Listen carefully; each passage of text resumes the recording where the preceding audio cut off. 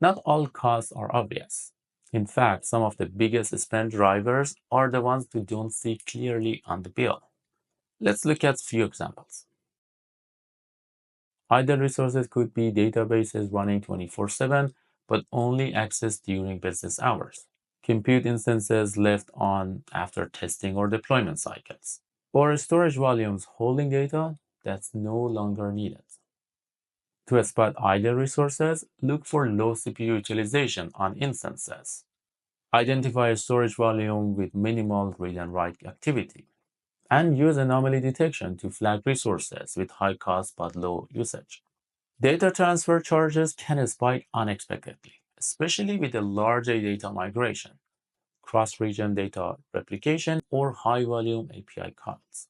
To mitigate transfer costs, keep services in the same region where possible. Consolidate data storage and processing in a central location, monitor API call volumes, and optimize for batch processing instead of individual requests. The premium services might be such as using a high-performance database tier for low-traffic workloads, deploying reserved instances but not fully utilizing them, or enabling advanced analytics and machine learning services that aren't fully leveraged. To identify premium services, compare actual usage against tier limits. Audit feature usage and consider downgrading if utilization is low.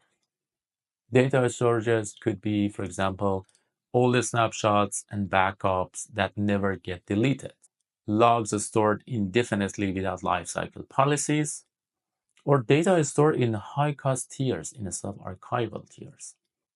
To optimize the storage costs, implement lifecycle policies to automate deletion or archival. Use lower-cost storage for infrequently accessed data. And analyzing storage growth trends to spot unnecessary data accumulation.